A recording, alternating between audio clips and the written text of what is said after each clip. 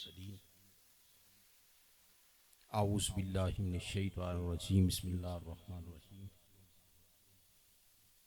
علم نشرح لك صدرك ووضعنا عنك وزرك الذي انقض ظهرك ورفعنا لك ذكرك صدق اللہ العظیم ان اللہ وملائکتہ یصلون علی النبی یا ایہا الذین آمنوا صلوا علیہ وسلموا تسلیما درود پاک بابا سے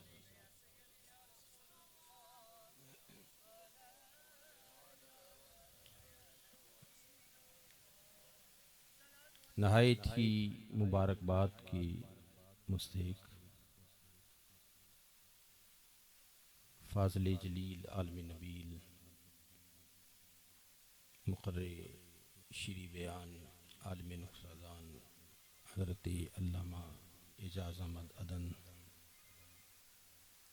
اور حاجی محمد انور مرشد صاحب، جناب شفقت صاحب، بلال صاحب اور جتنے بھی احباب ان کے معاونین ہیں، اللہ تعالیٰ ان کی کاوشوں کو اپنی بارگاہ میں قبول فرمائے۔ میرے اسٹیج کی انتہائی واجب الاحترام شخصیت اور شہر حفظ آباد میں ایک علم قرات میں لازوال نام اور میرے استاد محترم حفظ کے استاد محترم انتہائی قابل احترام جانشین نقش سرکار لاسانی، یہ ان کی تعظیم ہے کہ میں نے اپنی کرسی کا رخ بدلا ہوا ہے، ان سے معذرت ہے جو یہاں بیٹھے ہوئے، تو انتہائی قابل احترام جانشین نقش سرکار لاسانی حضرت علامہ قاری محمد اجمل نقشبندی دامت برکاتہ العالیہ اور اعجاز صاحب نے شہر حفظ آباد کے عظیم دانشور بھی لوگ اپنی محفل کے اندر موضوع کیے ہیں۔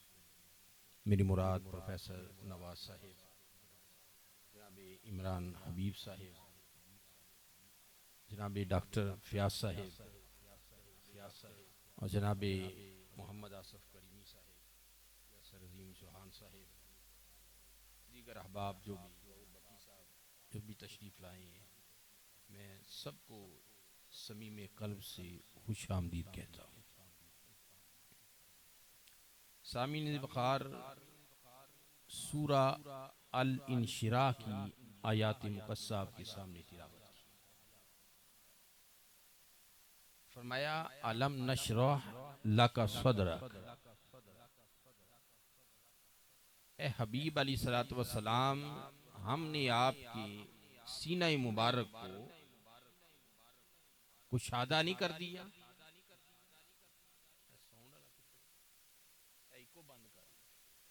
کیا ہم نے آپ کے سینہ مبارک کو کشادہ نہیں کر دیا؟ کہیں موسیٰ کلیم اللہ بار بار اللہ سے ہم کلام ہونے والے، وہ دعا کرتے ہیں ربی اشرح لی صدری، اے اللہ میرے سینے کو کھول دے۔ انشراح صدر، ساری تصوف کا مرکز انشراح صدر ہے۔ یتلو علیہم آیاتہ ویزکیہم، ہر نبی کا مدعا و مقصد منشا ویزکیہم ہے۔ ویزکیہم کیا ہے؟ تصفیہ قلب ہے، تزکیہ نفس ہے، تطہیر روح ہے۔ موسیٰ علیہ السلام دعا کرتے ہیں ربی اشرح لی صدری، اے اللہ میرے سینے کو کھول دے۔ کلیم اللہ ہیں، دعا کرتے ہیں، اور حبیب اللہ ہے نا۔ کلیم اور حبیب میں کیا فرق ہے؟ کلیم دعا کرتا ہے اللہ میرے سینے کو کھول دے، حبیب اور کلیم میں فرق کیا ہے؟ 5 سال کی عمر مبارک ہے. اپنے ردائی بھائی عبداللہ کے ساتھ تاجدار مدینہ علیہ السلام کھیل کود کر رہے ہیں. کہا عبداللہ ہم نے ناشتہ نہیں کیا، ناشتہ تو لے کے آؤ. اور یہ وہ روایت ہے جو حضور خود ارشاد فرماتی ہے.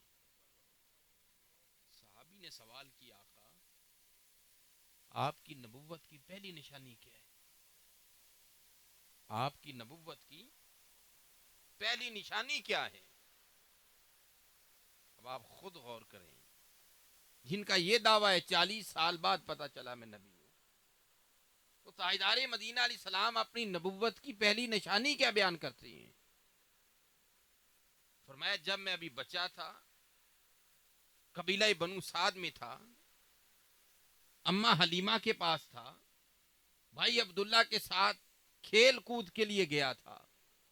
میں نے اپنے بھائی کو ناشتے کے لیے بھیجا، فرشتے آ گئے، انہوں نے مجھے لٹایا، میرے سینے کو چاک کیا، کلب اتھر کو باہر نکالا. وہ کلب اتھر جہاں جبریل کہتا ہے، میں اس کلب اتھر کو دیکھ کر حیران تھا. فیہا عینان تبصران فیہا اذنان تسمعان. میں حیران تھا آقا کے کلب اتھر کو دیکھ کر کہ وہاں 2 آنکھیں ہیں، آقا ان آنکھوں سے دیکھ رہے ہیں، وہاں 2 کان ہے، آقا ان کانوں سے سماعت فرما رہے ہیں. یہ وہ بخاری کی روایت اس روایت کی تائید کرتی ہے. بخاری کی روایت ہے، آقا فرماتے ہیں عائشہ جب میں سر کی آنکھوں سے سوتا ہوں تو دل میرا جاگتا ہے. سر کی آنکھوں سے آرام کرتے ہیں، دل جاگتا ہے. دل کیسے جاگتا ہے؟ وہاں 2 آنکھیں ہیں، وہاں 2 کان ہیں، کہ جب آپ آرام کر رہے ہیں اس وقت بھی تو کوئی کہہ رہا ہوگا السلام علیکہ یا رسول اللہ. سوئے کو تو سلام ہی نہیں کہتے، سوئے کو سلام نہیں کہتے، مگر وہاں ہر وقت حکم ہے صلو علیہ وسلموا تسلیما. درود پڑھو لیکن سلام کثرت سے پڑھو. سلام کا جواب دینا ہے. درود رحمتیں اتارتا ہے، برکتیں اتارتا ہے، گناہ معاف کرتا ہے، درجے بلند کرتا ہے، قرب الہی میں لے جاتا ہے، وہ شفاعت کرے گا، جنت میں لے جائے گا. لیکن سلام ایک ایسا وظیفہ ہے جب آپ سلام کریں گے تو تاجدار مدینہ اس سلام کا جواب دیں گے. فرمایا میرے قلب اطہر کو غسل دیا گیا، وہاں سے کینہ و حسد کو نکال دیا گیا، کا خون کے ایک لوتھڑے کی طرح چیز کو نکالا، باہر پھینک دیا. اب اس سینہ مبارک کو غسل دیا گیا، پھر بند کر دیا گیا. پھر رب نے کہا الم نشرح لک صدرک. 3 دفعہ انشراح صدر ہوا 5 سال کی عمر میں، اعلان نبوت کے وقت اور معراج کے وقت. 3 دفعہ اللہ نے انشراح صدر فرمایا. پھر اللہ نے فرمایا الم نشرح لک صدرک، اے حبیب ہم نے تمہاری رضا کے لیے تمہارے سینے کو کھول دیا ہے. اب قرآن کریم کہتا ہے کہ اللہ جس کو ہدایت دینے کا ارادہ کرتے ہیں یشرح صدرہ للاسلام، اس کے سینے کو اسلام کے لیے کھول دیا جاتا ہے. جس کو اللہ ہدایت دینے کا ارادہ کرتے ہیں. تو آقا فرماتی ہیں جب انشراح صدر ہوتا ہے نا، اللہ کسی کو ہدایت دینا چاہتا ہے، اس کے سینے کو اسلام کے لیے کھولتا ہے، تو اس سینے کے اندر اللہ ایک نور کو اتار دیتی ہے. ایک نور کو اتارا جاتا ہے. ہم نماز پڑھتے ہیں، ہر رکعت میں کہتے ہیں اہدنا الصراط المستقیم، اہدنا الصراط المستقیم. وہ جس نے وضو کیا ہے، کپڑے پہنے ہیں پاکیزہ، مصلی بچھایا ہے پاکیزہ، جگہ ہے پاکیزہ، پھر وہ بارگاہ الہی میں کھڑا ہے، تکبیر تحریمہ کہتا ہے، اللہ اکبر، وہ پھر بھی کہتا ہے اہدنا الصراط المستقیم، کیا وہ سیدھے راستے پر نہیں ہے؟ وہ بارگاہ الہی میں نہیں ہے؟ کوئی اس کی تشریح یہ کرے گا اہدنا الصراط المستقیم یہ بریلویت ہے، کوئی کہے گا اہدنا الصراط المستقیم یہ دیوبندیت ہے، کوئی کہے گا اہدنا الصراط المستقیم یہ وہابیت ہے، کوئی کہے گا اہدنا الصراط المستقیم یہ شیعت ہے.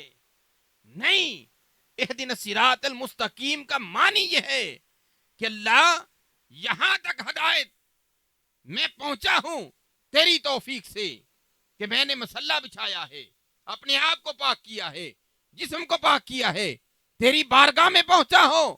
اے اللہ اب ایک ایسا نور میرے سینے میں داخل فرما کہ میں اس مصلی سے تیری بارگاہ میں پہنچ جاؤں. یہ ہدایت ہے، یہ ہدایت ہے. اہدنا الصراط المستقیم. آقا فرماتے ہیں جس کو یہ ہدایت نصیب ہوتی ہے اللہ اس کے سینے پر ایک نور کو اتار دیتا ہے. اس صحابی نے پوچھا آقا پھر نشانی کیا ہے؟ وہ تو اس کو ہی پتا ہے نا، ہمیں تو نہیں پتا کہ نور اترا ہے یا نہیں اترا، یہ تو اسے ہی پتا ہے.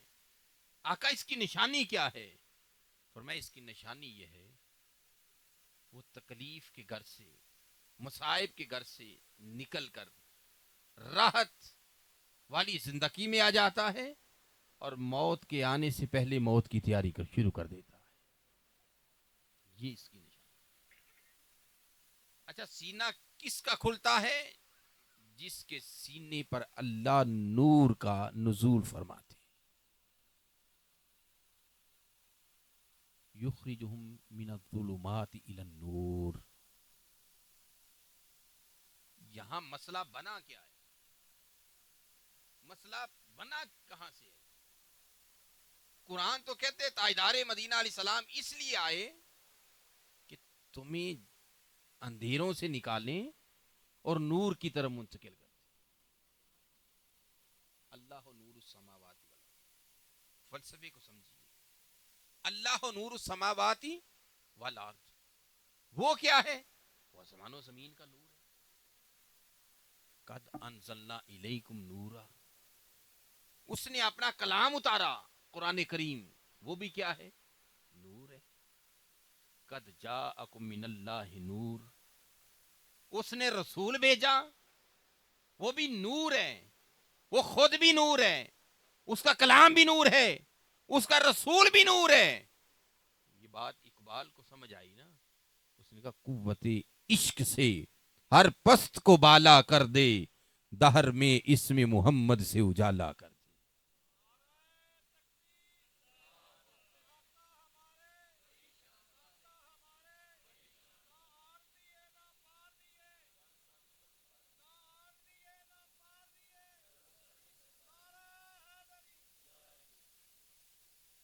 وہ نور تھے، نور بھیج دیا. آئے کس لیے؟ اگر نہیں بات سمجھ آتی تو بخاری سے سمجھ لیں. بخاری کی روایت ہے آقا فرماتے ہیں آپ نے ہر وقت یہ دعا مانگنی ہے. دعا کیا ہے؟ اب یہ بخاری کے الفاظ میں پڑھ رہا ہوں جو آقا کی زبان اقدس سے نکلے ہیں، تشریح نہیں کر رہا، وہ الفاظ پڑھ رہا ہوں.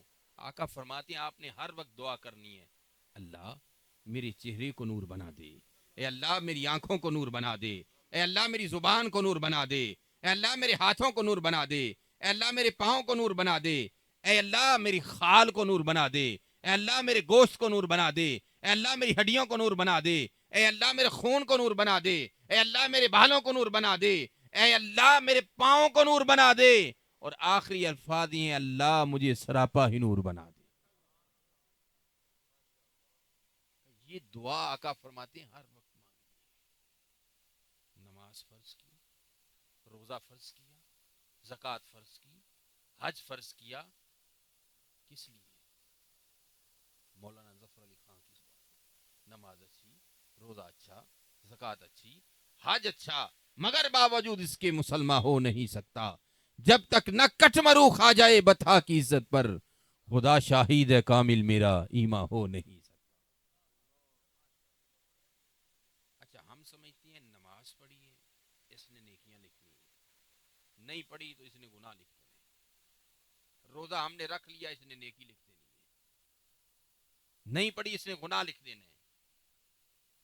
یہ فلسفہ نہیں ہے نماز کا، روزے کا، حج کا، زکوٰۃ کا۔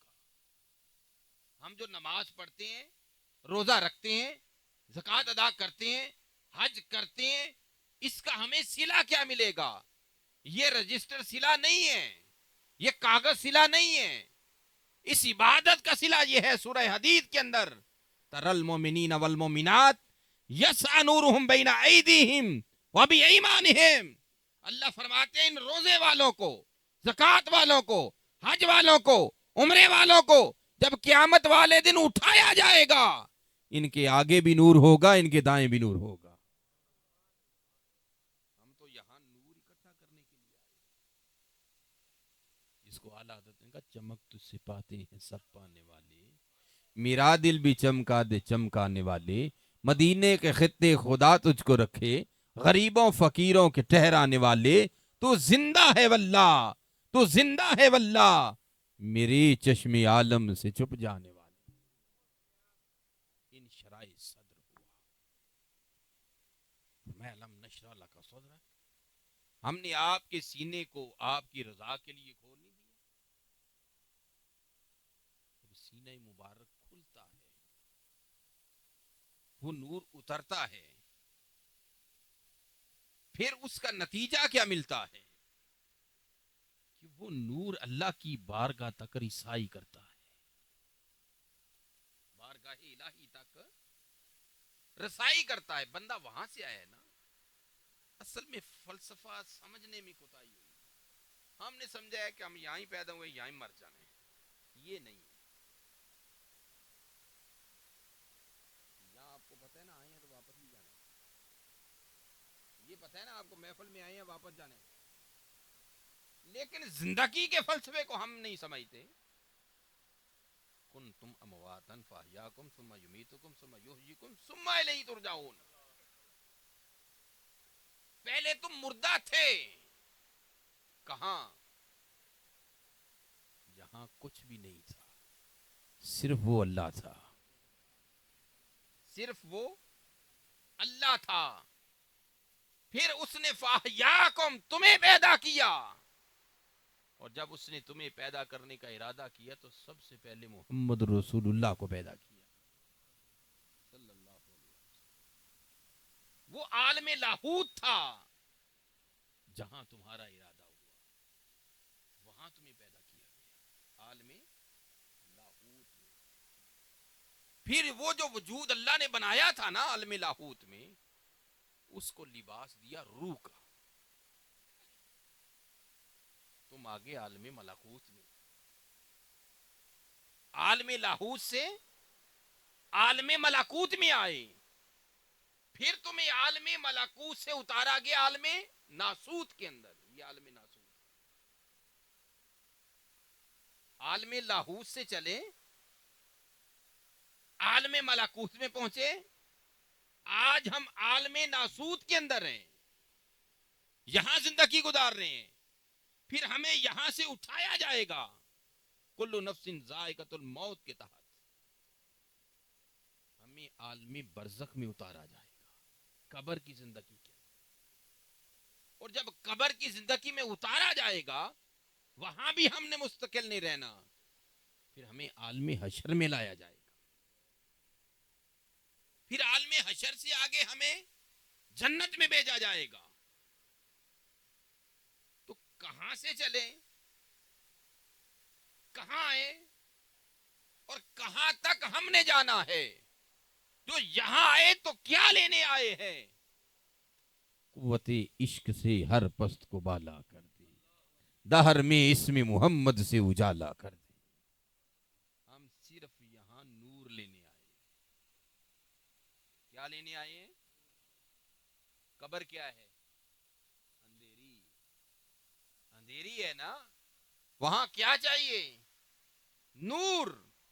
تمہاری نماز کا نور ہوگا، تمہارے روزے کا نور ہوگا، تمہاری زکوٰۃ کا نور ہوگا، تمہارے عمرے کا نور ہوگا، تمہارے حج کا نور ہوگا، اور سب سے بڑی بات یہ ہے کہ درود و سلام کا نور ہوگا۔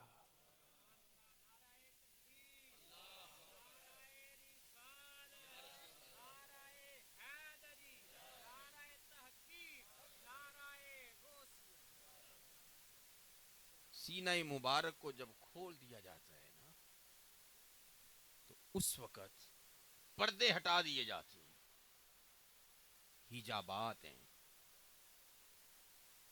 کذالک نوری ابراہیم ملکوت السماوات والارض۔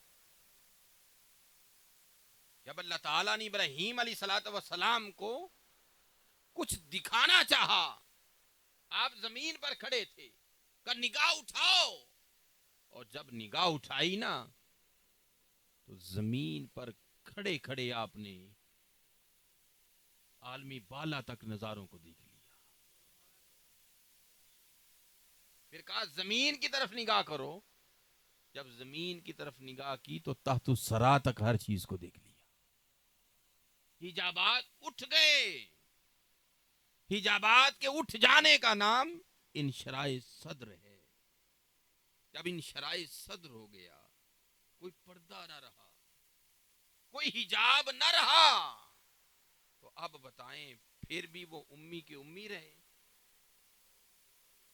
جو لوگ امی کا ترجمہ کرتی ہے نا، ان پڑھ، سادہ زبان میں اگر آپ کو بات سمجھاؤں سمجھ آ جائے گی۔ آپ حافظ آباد کے رہنے والے ہیں، آپ لاہور، کراچی، اسلام آباد چلے جائیں، کوئٹہ چلے جائیں، ایران چلے جائیں، پاکستان میں رہیں، آپ کو حافظ آبادی کہیں گے۔ حافظ آباد سے حافظ آبادی، یہ ام سے امی ہے، ام سے امی ہے، ام القرا، وہ بستی ہے مکہ المکرمہ، ام القرا۔ اس ام کی نسبت سے حضور کو امی کہا جاتا ہے۔ اب اس بستی کو ام القرا کیوں کہا جاتا ہے؟ مولا کائنات فرماتے ہیں اللہ تعالیٰ نے پانی پر جب زمین کو بچھانا چاہا تو سب سے پہلے اس پانی پر وہ جزیرہ رونما ہوا جہاں آج خانہ کعبہ ہے۔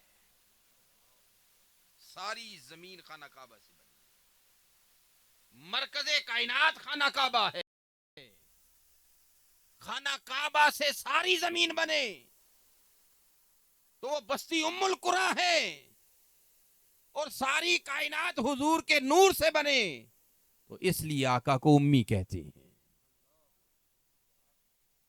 زمین و زمان تمہارے لیے، مکین و مکان تمہارے لیے، چین و چنا تمہارے لیے، ہم آئے یہاں تمہارے لیے، اٹھے بھی وہاں تمہارے لیے۔ وہ جو نہ تھے تو کچھ بھی نہ تھا، وہ جو نہ ہو تو کچھ بھی نہ ہو، جان ہے وہ جہان کی، جان ہے تو جہان ہے۔ نظام رک گیا تھا جب آقا معراج پر گئے، کنڈی حرکت کر رہی تھی، بستر گرم تھا، پانی چل رہا تھا، اور جن پتوں سے آقا کی دستار لگی وہ حرکت کر رہے تھے۔ آقا مقام کعبہ قوسین سے لامکہ تک ملاقات کر کے واپس آ گئے تو راوی کہتا ہے پانی ابھی چل رہا تھا، بستر ابھی گرم تھا، پتے ابھی حرکت کر رہے تھے، اور کنڈی بھی ابھی حرکت کر رہی تھی۔ کیوں؟ جان ہے وہ جہان کی، جان ہے تو جہان ہے۔ اور میں علم نشرح لک صدرک، ہم نے آپ کی رضا کے لیے آپ کے سینے کو کھول نہیں دیا۔ وَوَضَعْنَا عَنْكَ وِزْرَكَ، حبیب ہم نے آپ سے بوجھ کو اٹھا نہیں دیا۔ الَّذِي أَنْقَضَ ظَهْرَكَ، اس بوجھ نے آپ کی پشت کو بھارے گھراں کر دیا تھا۔ کمر توڑ بوجھ، کمر توڑ بوجھ، وہ بوجھ نبی کریم علیہ الصلوۃ والسلام کے اوپر جو بوجھ تھا وہ کوئی دنیاوی کاموں کا بوجھ تھا؟ نہیں، وہ بوجھ وحی کے نزول کا بوجھ تھا۔ لو انزلنا هذا القرآن على جبل لرأيته خاشعا متصدعا من خشیت اللہ، کہ اگر ہم یہ قرآن پہاڑوں پہ نازل کرتے، پہاڑ ریزہ ریزہ ہو جاتے، پہاڑ وزن اٹھانے کے قابل نہیں تھے. یہ فقط حضور کا سینہ مبارک تھا، اس نے اس وزن کو قبول کر لیا. اللہ قلبی کا باذن اللہ. قرآن نے کہا حبیب ہم نے آپ کے قلب اطہر پر قرآن کو نازل کیا ہے. یہ وزن اٹھایا ہے قلب اطہر نے. راوی بھول گئے کہ آقا علیہ السلام نے جب پہلی وحی سماعت فرمائی، سورہ علق کی 5 آیات، آپ پسینے سے شرابور ہو گئے. وہ سمجھا کہ شاید حضور علیہ السلام کو پتہ ہی نہیں چلا کیا ہو گیا ہے. پوچھتے پھرتے تھے یہ وہی ہے. حضور تو بتاتے پھرتے تھے کہ میری پہلی وحی کی نشانی اماں حلیمہ کے یہاں ہے. اور دوسرا کہتے تھے لوگوں سن لو، میں آج بھی پتھر کو پہچانتا ہوں. جب میں ابھی بچہ تھا میں مکے کی گلیوں سے گزرتا، پتھر کہتا تھا السلام علیکہ یا رسول اللہ. اگر تب نہیں علم تھا تو پتھر کے کہنے سے تو علم آ گیا نا. پہلی نشانی یہ تھی کہ 5 سال کی عمر میں انشراح صدر ہوا، وہ نبوت کی دلیل تھی. پھر وہ پتھر بار بار کہتا تھا السلام علیکہ یا رسول اللہ. تاجدار مدینہ علیہ الصلوۃ والسلام اس وزن سے شرابور تھے. وزن اٹھایا نا، اس سے شرابور تھے. ایک صحابی کہتے میں تاجدار مدینہ علیہ السلام کے ساتھ بیٹھا تھا، میرا گھٹنا تاجدار مدینہ علیہ السلام کے گھٹنے کے ساتھ مست تھا. وحی کا نزول شروع ہو گیا. صحابی کہتے ہیں مجھے ایسا محسوس ہوا کسی نے احد پہاڑ اٹھا کے میری ٹانگ پہ رکھ دیا ہے.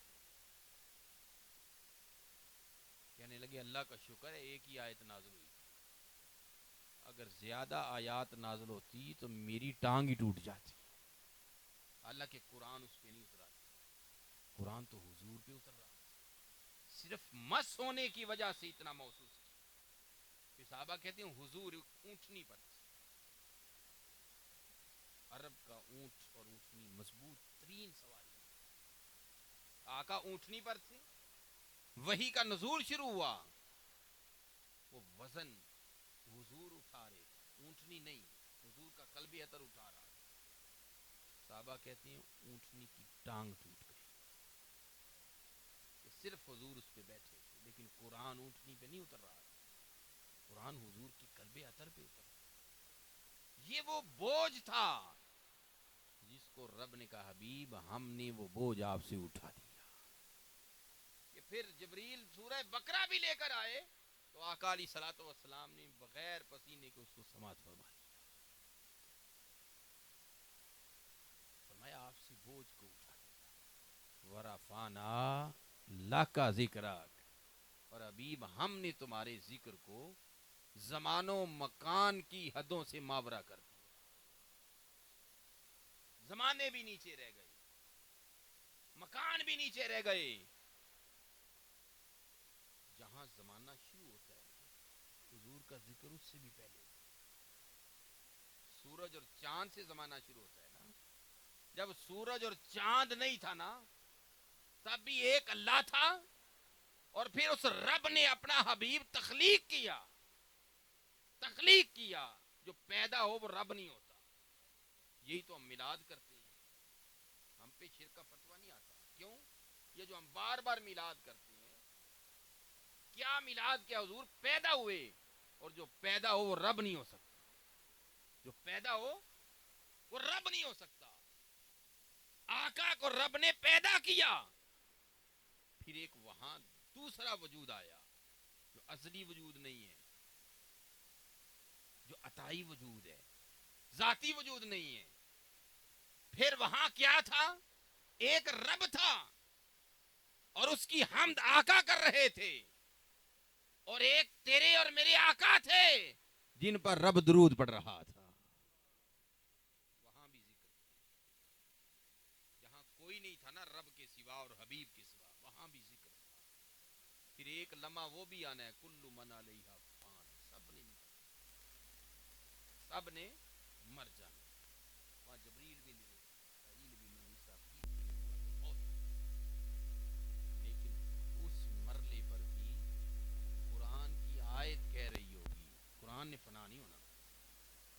نے رہنا ہے اور قرآن نے رہنا ہے. قرآن کی آیت کہہ رہی ہو ان اللہ و ملائکتہ یصلون علی النبی، اس وقت بھی رب اپنے نبی پر درود پڑھ رہا ہوگا. اس وقت بھی رب درود پڑھ رہا ہوگا. تو زمانے اور مکان سے رب نے نبی کے ذکر کو بلند کر دیا ہے. فَإِنَّ مَعَ الْعُسْرِ يُسْرًا، رب نے کہا ہر تنگی کے بعد آسانی ہے. وَإِنَّ مَعَ الْعُسْرِ يُسْرًا، ہر تنگی کے بعد آسانی ہے. صحابہ فرماتے ہیں حضور کو ہم نے دیکھا تاجدار مدینہ علیہ السلام مسکراتے ہوئے تشریف لا رہے ہیں. ہم نے پوچھا کہ آقا کیا بات ہے آپ مسکراتے ہوئے تشریف لا رہے ہیں؟ تو تاجدار مدینہ علیہ السلام نے فرمایا میرے رب نے آج مجھے خوشخبری دی ہے. اور وہ خوشخبری کیا ہے کہ کبھی بھی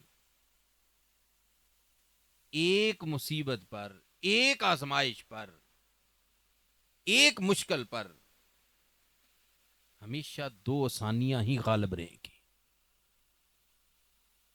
کبھی بھی ایک مشکل دو آسانیاں پہ غالب نہیں آئیں گی. یہ فلسفہ سمجھیے. آقا علیہ السلام نے فلسفہ کہہ دیا. آخری الفاظ عرض کر رہا ہوں، ذرا توجہ سے سماعت فرمائیے گا. جو آقا نے ہمیں پیغام دیا ہے وہ پیغام کیا ہے؟ فرمایا کبھی بھی ایک مشکل دو آسانیوں پہ غالب نہیں آ سکتی. آقا کہہ رہے ہیں ان دو آیتوں کے اندر رب نے مشکل ایک کا ذکر کیا ہے، آسانی دو ہیں. کبھی بھی ایک مشکل دو آسانیوں پہ غالب نہیں آ سکتی. رب نے کہا کہ اگر تم مشکل کا سامنا کر لو رب تمہیں یہاں بھی اس کا اجر دے گا اور وہاں بھی اس کا اجر دے گا. دو اجر ہیں، یہاں بھی اجر ملے گا اور وہاں بھی اجر ملے گا. ایک مشکل ہے، اجر اس کے دو ہیں. ایک مشکل ہے، نتیجے میں آسانیاں دو ہیں. فَإِذَا فَرَغْتَ فَانْصَبْ، اب یہ محفل والوں کے متعلق ہے. فَإِذَا فَرَغْتَ،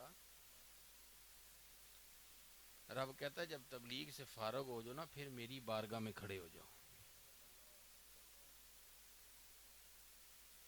ہم کہتے ہیں فارغ ہو گئے تو سو جاؤ.